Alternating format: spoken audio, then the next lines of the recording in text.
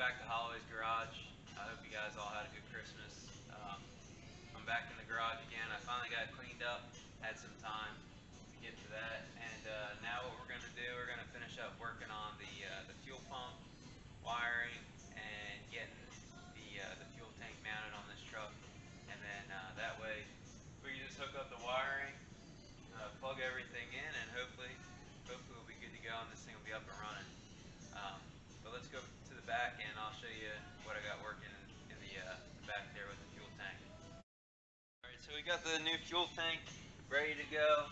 I'm just going to set it up there and bolt it in, and then we'll be ready to get some fuel in there.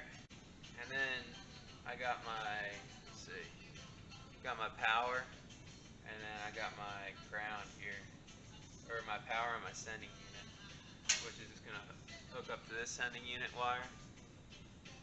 These have a funky little,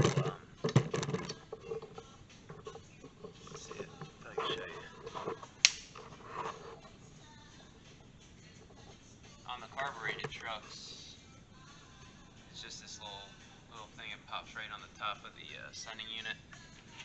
But on this one, which is a fuel injected truck, this purple wire is going to be your sending unit. This gray wire is going to be your power, and this black is obviously going to be your ground, which I'll ground to the chassis here, along with the ground strap off my filler neck.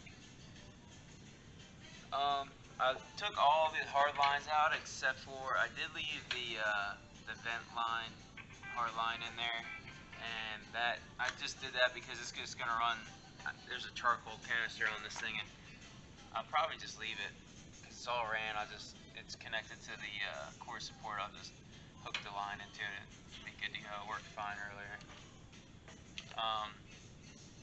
And then if I have issues with it, worst comes to worst, I'll just run a little vent line down somewhere under the bed or whatever. But yep, so let's get this thing mounted up, and then we can move on to filling this thing with some fuel, changing the oil in it and making sure there is oil in it, and getting all those wires hooked up.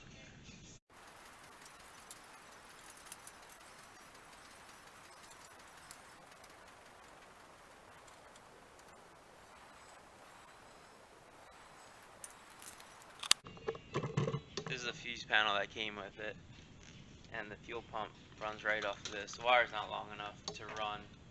If I ran this in the cab, it would probably be long enough, but I'm just going to end up adding this wire to it. I'll solder this together and just run it out to the fuel pump. And then I got to find a place to mount the computer and all this crap. I'll probably end up getting rid of this. I kind of like it because it's just a cool old jack, but it takes up a lot of room. So I'll probably end up just getting rid of this thing and putting the computer where that is, basically. And then this should be good to go. And then all I have to do is fill this thing up with fuel, change the filter, and put put oil in it, and then get all this wiring plugged in and matched up. And then we'll at least be able to hear it run for a couple seconds. And then I need to figure out a throttle cable also, and a couple other little odds and ends before I put the front clip back on and everything. But hopefully we'll get this thing cruising in the next few weeks here. Alright, so just running through these wires, see what I need and don't need. Right now I'm just going to try to get this started and leave the wires alone. But basically, what I think is right is, so you have a wire that runs off the junction block here, red, and that's going to run down to the starter. Then you have a purple that's coming out of the bulkhead, and that is going to run to your starter solenoid. And then from there, you also have another red that runs to the junction block, and this splits off, hits the bulkhead, which I guess powers probably the whole fuse block and the whole bulkhead. And then we got here is the other side of that, and I'm thinking that that will just go to the positive side of the battery. And that should get it started. Then we have to power the wiring harness for the motor itself, and I'm pretty sure all I do, hook this stuff to constant power. I've got my fuel pump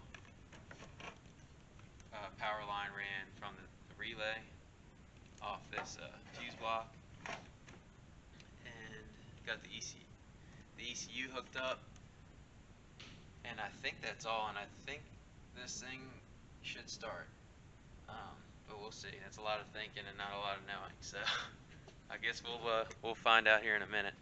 I'm gonna change the oil real quick.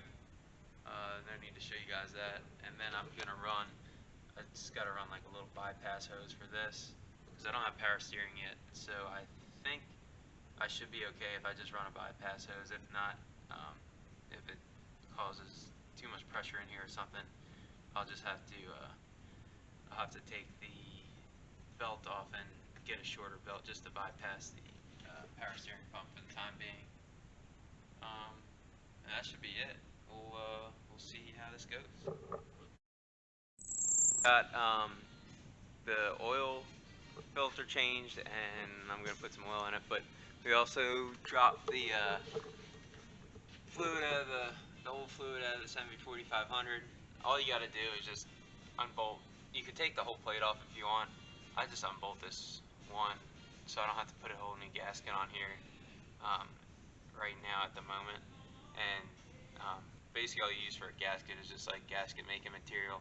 I typically use great stuff, or the right stuff it's called.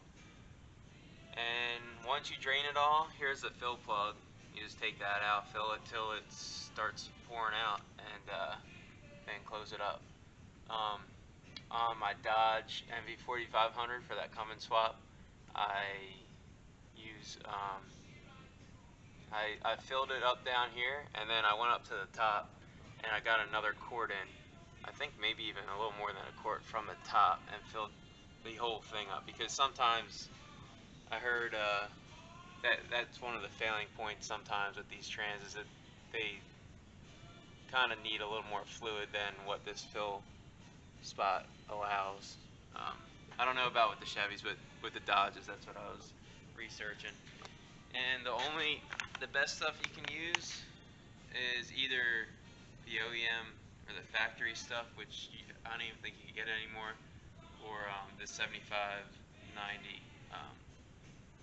synthetic manual transmission gear lube from AMSOIL. And they got the best price that I found. Order it directly from them, and you can become a member or whatever. You save, I don't know what it was, $5 a quart or something, and free shipping and all that. Or you can pay, I think from GM, or if you go to Chrysler or Dodge, you're gonna pay, I think I paid like $20 a quart for that Cummins swap because I needed it right away. And luckily they had some, but they don't keep it in stock really. So there you go. We'll lower this thing. And I gotta pull like this heat shield off because it's in the way of the drive shaft. And I got the fuel lines rigged up for the time being. It's not permanent or anything, but it'll work enough just to get this thing started, just to make sure everything's okay with it before I go any further. And then you can see these are just eBay shorty headers, and they hug tight to the block, which is nice. So there's a ton of room in here if you have a C10, because they're so tight. I know some guys, they try to run the stock manifolds and they are pushed out really tight to the frame, but these are real good. And then I just have to run these wires here. I'll run these to the starter, throw a battery in the front of this thing, and hopefully we can get it started and see what the deal is. But we'll lower this and go from there. I also I gotta fix this somehow. I'm not really sure what happened here, but the frame is like bent downwards, almost like I'm not even sure how something like that happens, honestly. But I'll probably have to heat it and beat it up or something. I'm not really sure how to go about doing that. But it's not affecting anything at the moment, except for me getting this damn trans cross member bolted in. But I could get one bolt in or up front here, and then these two, and then should be pretty good. But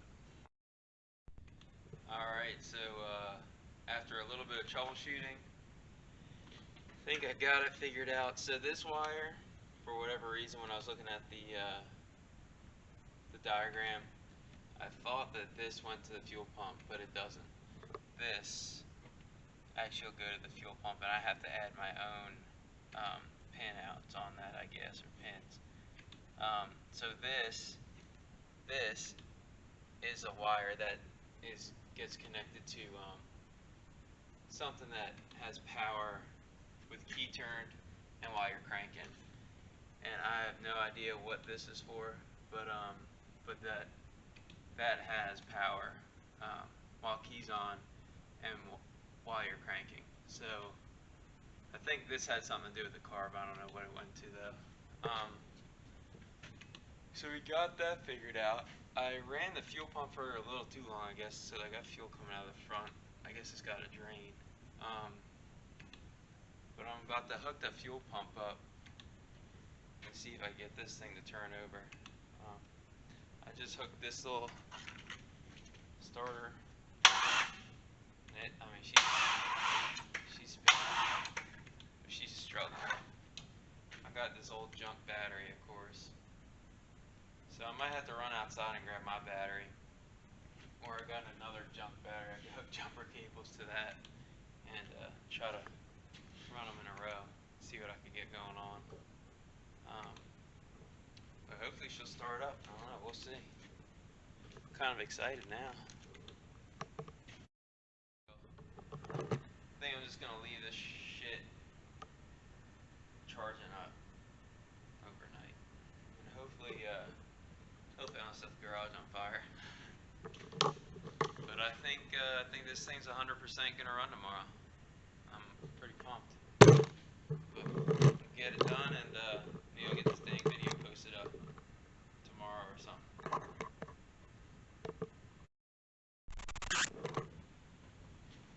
Alright, we'll give it another shot. So should probably get the fuel pump on a little bit earlier.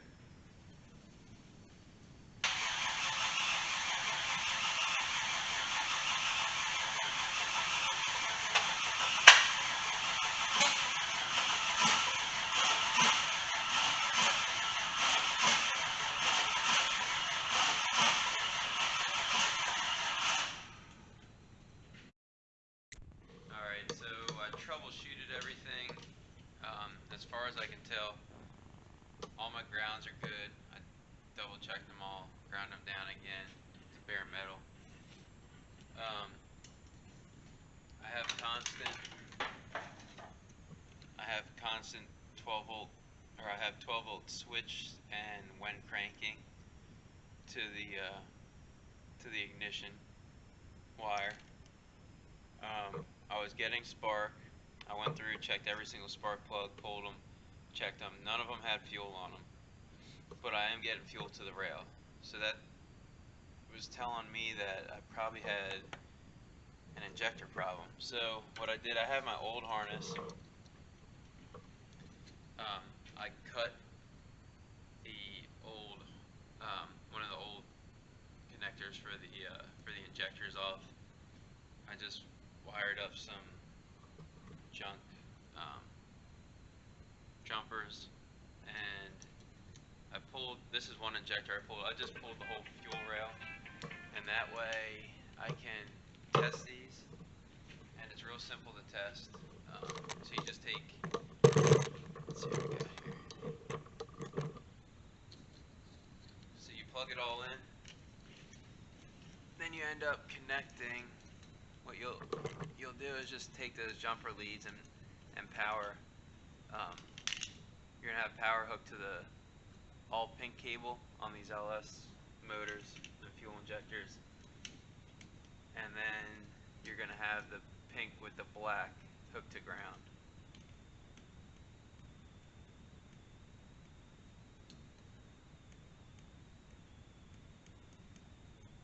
This one's barely making any noise.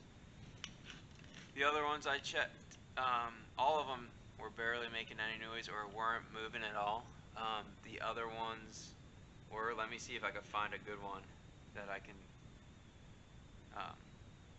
show you, and you should be able to hear it on there. But basically, my injectors are stuck shut, and if you can see, I don't know if you can see. It's not gonna focus, but there's all kinds of gunk and junk in there. So I'm gonna try to clean these out right now. Hey guys, so while I'm waiting for my my injectors to soak, I don't think I'm gonna get some of these to work. A couple of them are working now. I had a leak in my fuel rail, and it was leaking out of the end. You can see this one is you can tell this one's been leaking for a while. So what I'm gonna do, I'm just pulling these out. Basically, this end here, I mean, it's not gonna look pretty because you gotta pry it off, but you just pry it off with a screwdriver. Just work your way around it, and eventually you'll get to this plug. This plug will be flush in here, so it's got a ways to go to get out. You can see the O-ring there, and you can just use a screwdriver and steady work your way around the edge, and then a set of pliers and keep pulling on it. So I'm just gonna clean up that edge there. Throw new O-rings on it out of like a cheap O-ring kit from like Harbor Freight or Amazon or whatever, and hopefully that'll solve that. And then you don't have to worry about buying a whole new fuel rail or anything. It's just a couple of cheap O-rings and probably 20 minutes of fussing with this stuff. So I'm just gonna do that for the time being, and I'll show you what I got here right now. Some rig I got over here, but so far I just have this set up. This is off my old harness. It's just an injector plug. Then I just got got the hot hooked to the pink and black. The ground hooked up to the pink and black, and you just connect it like this. This one's working good. I got two that work good so far. I made my own injector cleaner thing, just I used a piece of tube which I heated up and stretched out around the end of the injector here. And then I hooked the other end to if I can find it. I hooked the other end to the end of this and hooked it. And then I just put then I just took like the hose, just like that. The hose for like parts cleaner or whatever. And that way it builds pressure. And if this is working properly, it should push it out, and you'll see it spray. But I'll show you right now, just like a rough. Let's get a little bit in there. See if that works. And then you just I just hooked it like this for now. You can hear air coming out. It does spray liquid out too, obviously. And then when you unhook it, no air. So this one's good. This one's also good. And then I gotta work my way through all these other junk ones and see what I could get going. But worst comes to worst, I'll just buy some crappy ones off Amazon just to get this thing running, and we'll go from there.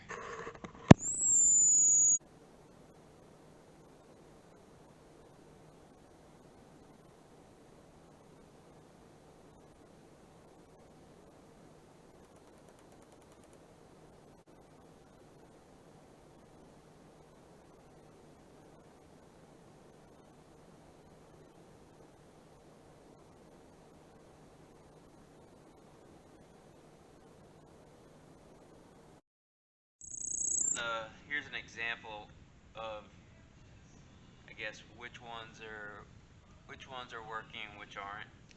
Um, I put some seafoam in here, and basically you just hold. I'm just gonna pressurize this rail, and you can see this one is stuck open, spraying right now. And then I could check these individually. That one's good. That one's clogged.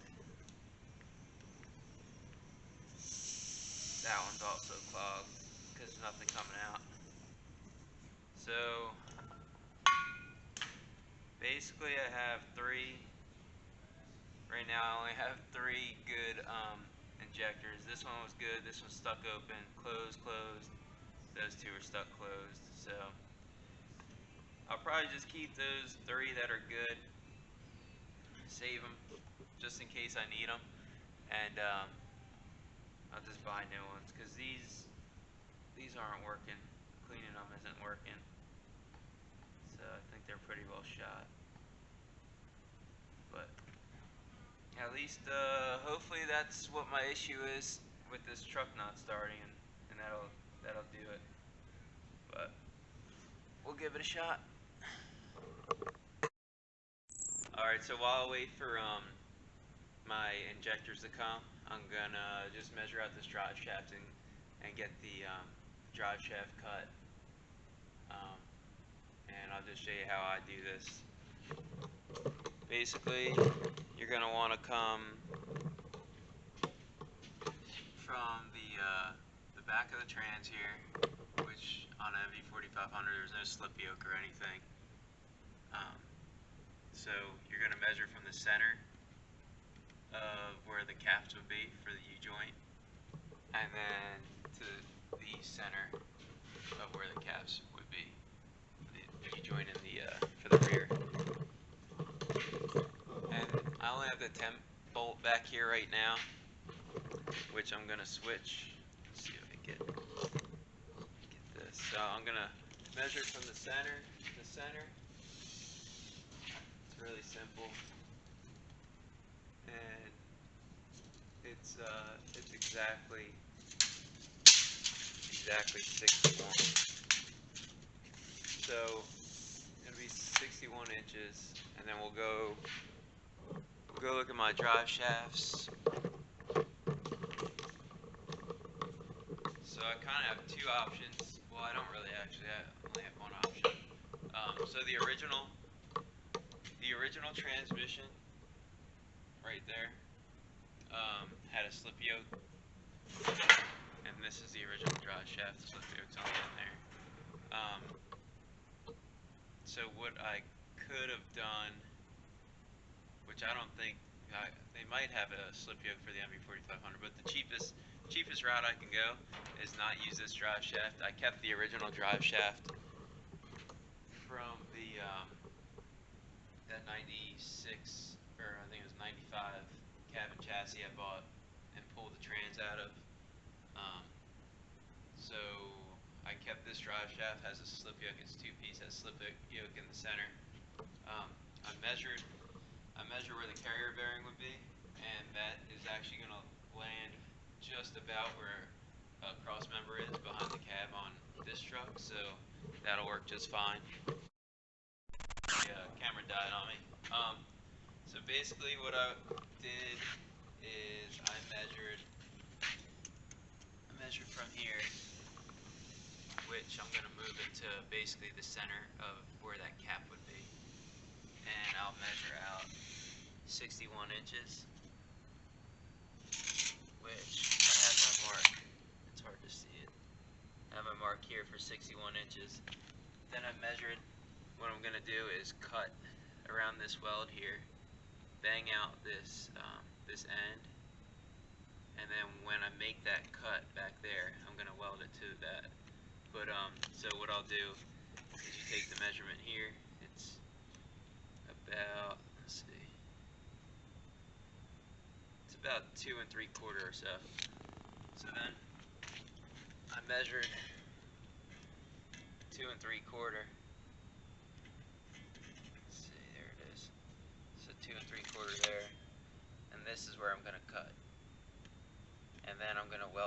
bang that piece in and weld it in, and that's going to take up this space here to get me to 61.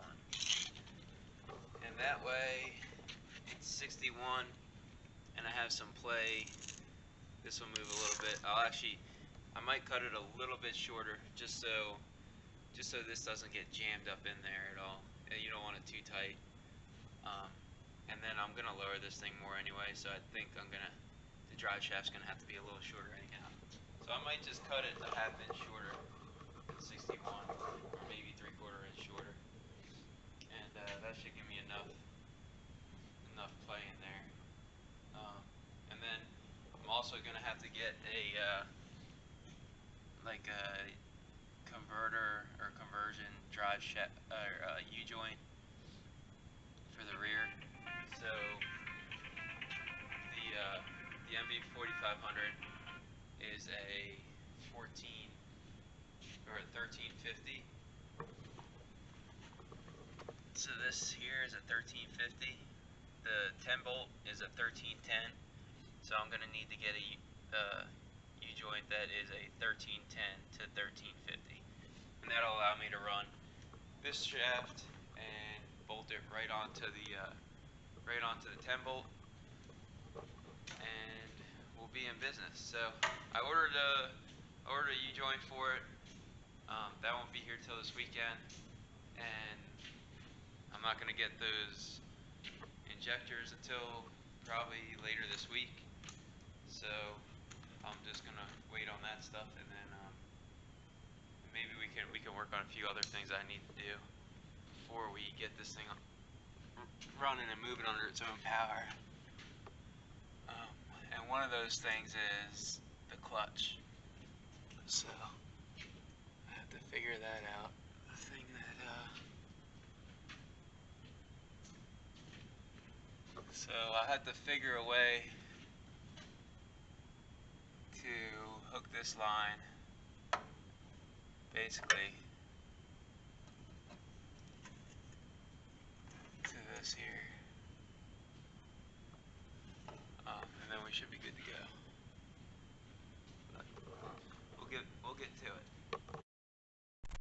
So got some good news. I finally got my new injectors in. They're just some cheap. They're like 60 bucks on Amazon, and they look fine. Looks like they're gonna work just fine. The only difference I see is these are a 4-hole. I had a 2-hole, so I don't know. I'll probably have to tune them out or something. Just tune it a little different on the computer. But I don't even care. I just want to get this thing running. So we're just gonna stick them all in there, and see if we can't get this thing fired up in the next 10 minutes or so. And hopefully I get this video posted. A bunch of my videos, I lost a ton of footage for whatever reason. I don't know if this is camera or my card on here, but I keep on losing a ton of footage, and it's kind of a pain in the butt because I go and I try to make a video and half the footage is gone, and it's just real frustrating. So we'll see what I can get. Hopefully all this comes through on it this time. Alright, got the fuel rails installed. I just thought to bolt them in real quick, and I had to put the starter back in because I was testing it. That thing, I think it's about shot, but I think it will spin it over enough for this for now, and then I'll order another one. And then hopefully, I hope this thing fires soon, but I don't want to get ahead of myself, but let's keep our fingers crossed. Alright, so we're going to give this a shot. I figured I'd just let you guys know. So those injectors I bought off Amazon, there's that little, it's hard to see, there's a little keeper tab here on those injectors that I bought. It's a little long, so you got to go through and you got to take a little, just take a box cutter and just slice it and knock that little bit off just so it clips into the harness. But we're gonna give this thing a shot now.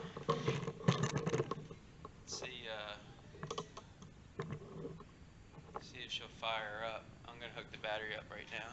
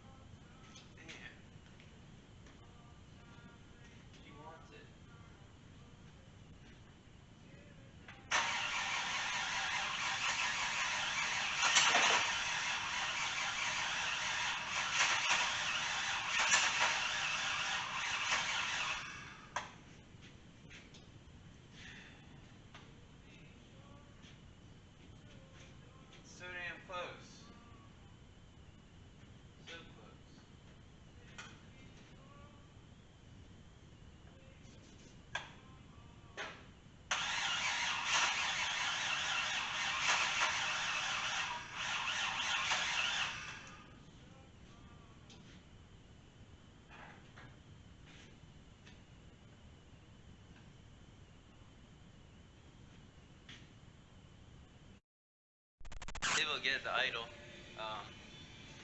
All I had to do was plug in the snorkel there, and you got the, I guess you just need the mass airflow sensor to go, and that was it. Hold all this crap up. Things should just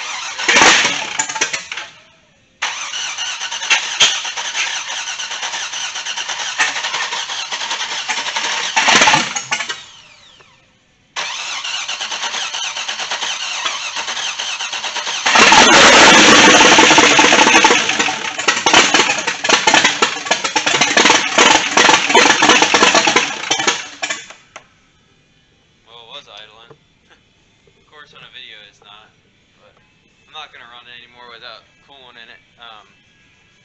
I just kept an eye on the coolant temp sensor on my phone just to see what it got to, and it hit like 120 or so, so I just stopped then. But she's running, so now I can put the core support on, and we'll get this thing buttoned up. I gotta do the exhaust on it and stuff, but it's definitely, she's a runner, so that's huge. I want to make sure everything ran good and all before I mess with putting everything back together. So on to the next step here. Alright, I figured I'd show you guys how I have this wired up. So I just use this stock battery leads and all that from the 6.0, the donor I got, and basically I'm just gonna have to move my battery tray over here. Did you guys find those wrenches yet? Did you find them, Hudson?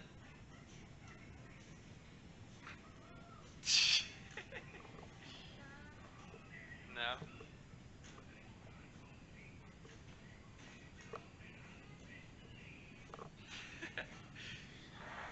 Alright, and I was gonna drill a hole in the firewall and run it, but there's not really any room to stick this thing in there, and I didn't really want to take out my whole glove box. So,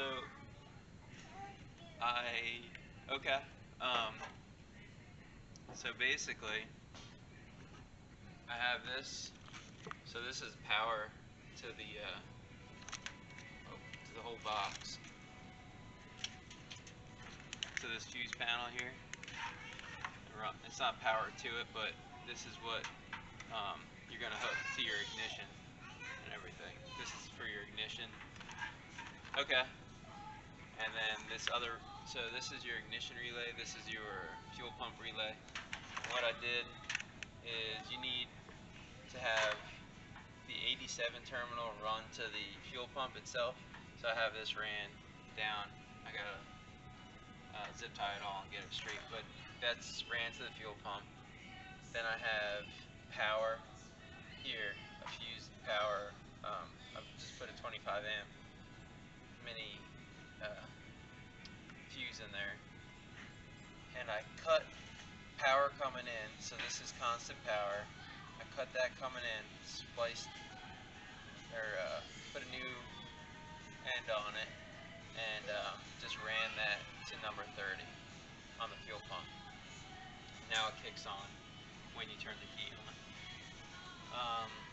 That's it really. Everything else is this harness.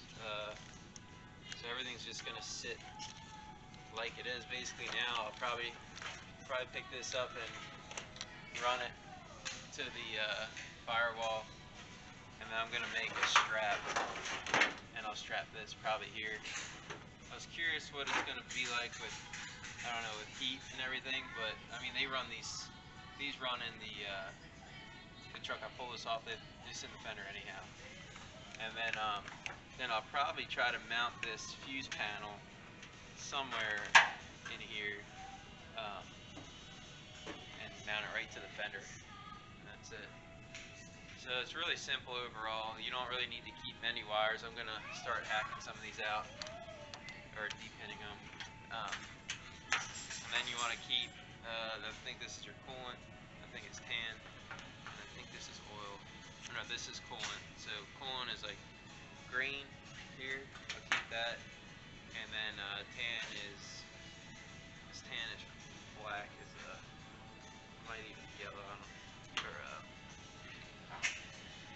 don't know what that is. It's like a pink maybe, but I'll just run that to the oil pressure. So I'll just have to put a new, either have to find a different port for those, or just try to splice into the coolant temp. And that's it. I got new poly body mounts that I'll put on this core support right now, and then I'll do it on the rest of the truck once I get the whole front back together. And that's it. I'm going to put the core support on and try to fit up a radiator. I'll see if I can fit the stock one. I'm pretty sure I can fit the stock radiator off the donor. If not, then I'll just use the stock radiator. And then I'm going to keep a mechanical fan if I can. I should be able to, I think, because I want to say the radiator probably comes straight through here. And then I should have plenty of room for the mechanical fan. And that's it. And we'll be cruising, right? That's not them.